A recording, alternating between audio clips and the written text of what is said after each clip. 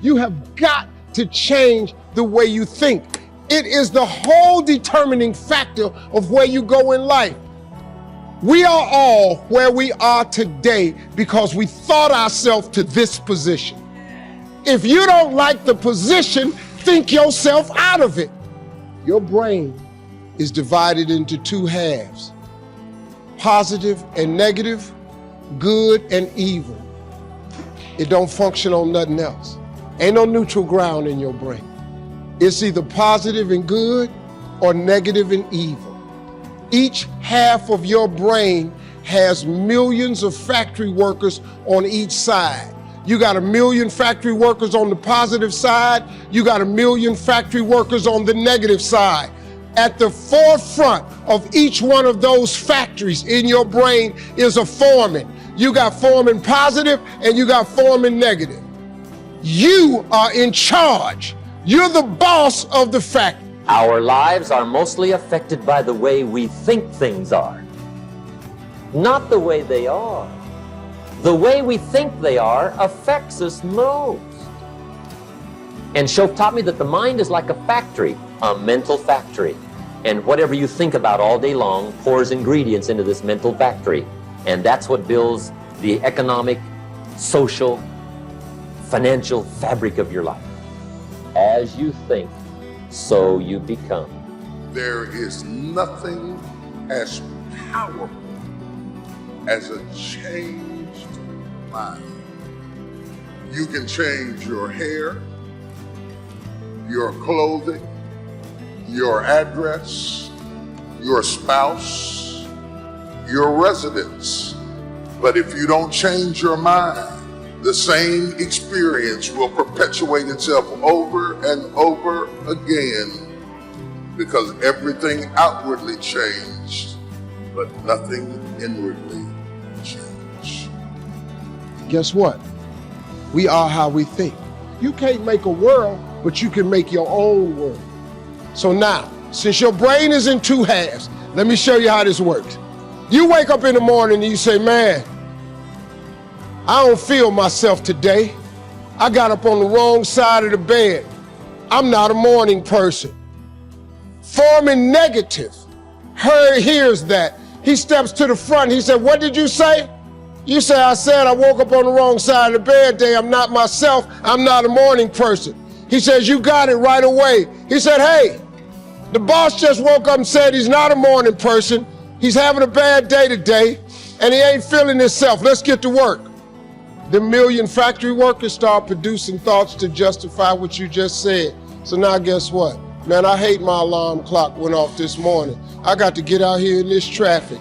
I'm gonna drive down here today. I don't even like these people on my job. I can't stand this car I'm finna get in this morning. Sure wish I had a new car, but I'm driving this ragged ass car. And on and on and on. And your day starts tumbling into what you ordered at the top of the day. You could wake up in the morning and you say, you know what? Today is gonna be a great day today. I expect something really good to happen for me today. He said, what did you say? You say, I said I'm having a great day today. I expect something good to happen today.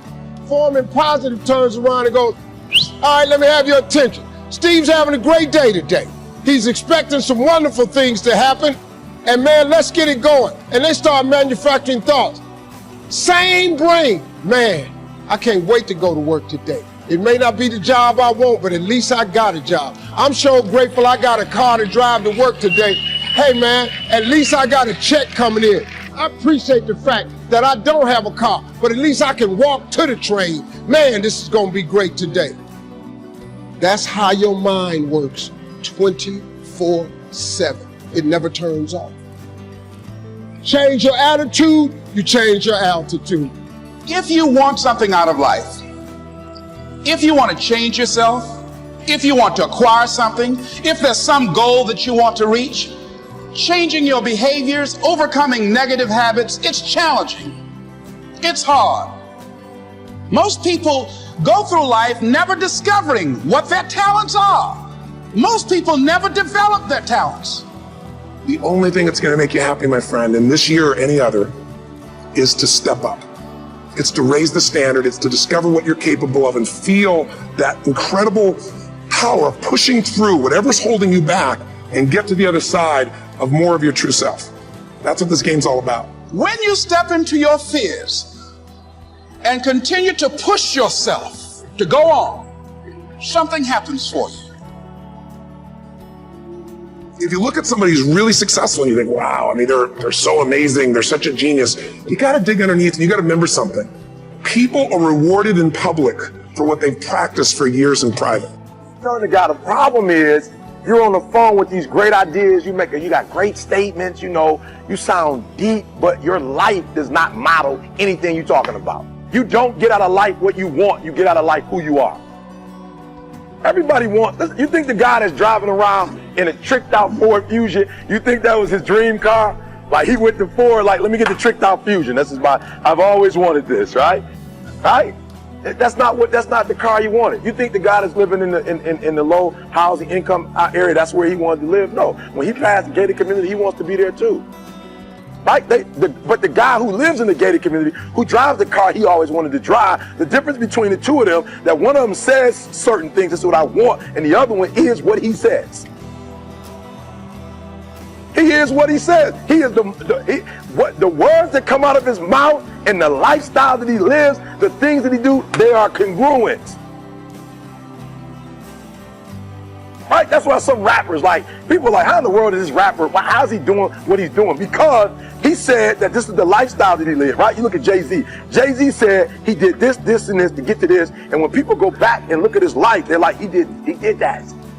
Now, there are other rappers, I won't say their names, but they got really released from the game because they claimed to live a certain lifestyle. They said they did this, and then when you did homework on them, you found out they were from the suburbs. This guy's like, I shoot, I kill, I was in jail, and then you do this homework, he was in prep school. It's like, whoa, what happened? Right? So listen to me, I'm gonna keep it 100. The reason why people like, Eric, your confidence, why do you have so much confidence? I have so much confidence because when I talk about what I'm going to talk about, I lived it. I lived it. What gives me the right? That's what I tell all my young speakers who want to speak. I say, this is the number one question you better ask yourself before you do what I do. What gives you the right to address that crowd? What gives you the right? Not if you're talented, if you can speak. What gives you the right to stand before successful people? You want to speak in the NBA. What gives you the right to talk to an athlete who represents 1% of all the athletes in the world? What gives you the right to talk to him? What gives you the right to talk to a 4-time NBA champion? What gives you the right? I need to look at your life and see how you got the right to talk to this guy. There's a lot of opportunities in this place. What gives you the right to earn them? What gives you the right? And when you can answer that question, there's nothing you can't have. What gives me the right? I was homeless. I slept in abandoned buildings. Now I own a company that's $1 million. We're right here at the million mark in 2 years. What gives me the right? I'm a high school dropout who got a GED, who took 12 years to get a 4-year degree, who got his master's degree. By the way, I'm a Spartan who's working on finishing up on his PhD. What gives me the right to tell you you can keep going? Because I kept going. That's what gives me the right. I ate out of garbage cans. I lived in abandoned buildings, and I'm doing what I'm doing. I'm an author. I'm an author. I have the right to tell you you can do it, you can make it. Why? Because I did it. I'm not giving you something I read in the book. Like, I love it. Have you ever noticed those speakers when they speak, like, you can tell they read Stephen Covey's 7 Habits for Highly Effective People. Right? And they're like, habit 1. I'm like, that's Stephen Covey. Like, he has the right. What do I mean by right? Write this down. Sweat equity. Sweat equity. That means Stephen Covey has the right to tell me these 7 habits because he's went through sweat, blood, and tears to come up with those 7 habits. Those 7 habits didn't come from him sitting in the classroom somewhere. Those 7 habits came from living, from life. What does it take to be successful? Can I be real with you? You can go to any bookstore and get what it takes to be successful. You can get that. You can go to any bookstore. Somebody wrote about it. The challenge is not what does it take. The challenge is, do you have a heart to do what it tells you to do? Can you make the sacrifices? Listen to me very close. I guarantee you, there's probably a book called Success for Dummies that breaks it down real plain. But what makes a man get up at 3 o'clock in the morning versus a man that gets up just in time to go to work? It's not that the guy that has to be to work at 7 o'clock who gets up at 6:30 to be somewhere at 7, it's not that he doesn't know that if he gets up at 5 o'clock, he could probably be better. The problem is he don't have a heart to get up early.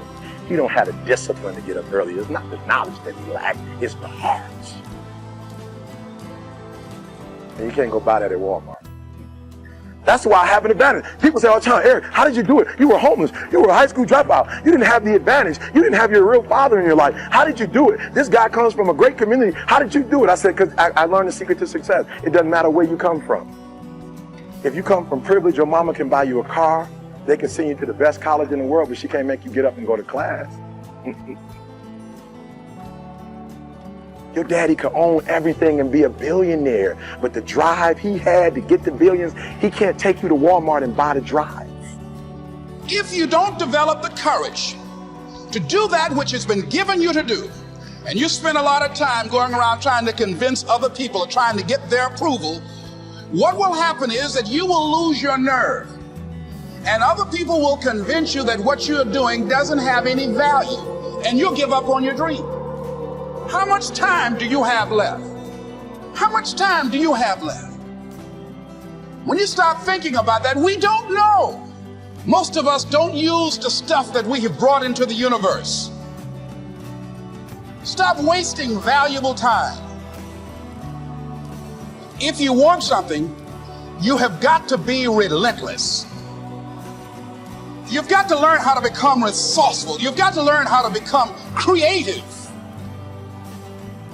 The power to hold on in spite of everything, the power to endure. This is the winner's quality. The hunger, the ability to face defeat again and again without giving up. This is a winner's quality. What this power is, I cannot say. All I know is that it exists, and it becomes available only when a man or a woman is in that state of mind in which he or she knows exactly what he or she wants and is fully determined not to quit until they find it. There's greatness in you, and you've got to learn how to tune out the critics outside and the critic inside. I'm going to harness my will, and I'm not going to let anything stop me. I deserve this. Most people give up on themselves easily. You know the human spirit is powerful. There's nothing as powerful. It's hard to kill the human spirit. You are unstoppable. Live your life with passion, with some drive. Most of us go through life with our brakes on, holding back. Decide that you're going to push yourself. You've got to focus on you. And as you convince you, as you sell yourself every day, you will begin to see a difference in the things that you're doing. Selling yourself on your ability to perform a job, to achieve a certain objective.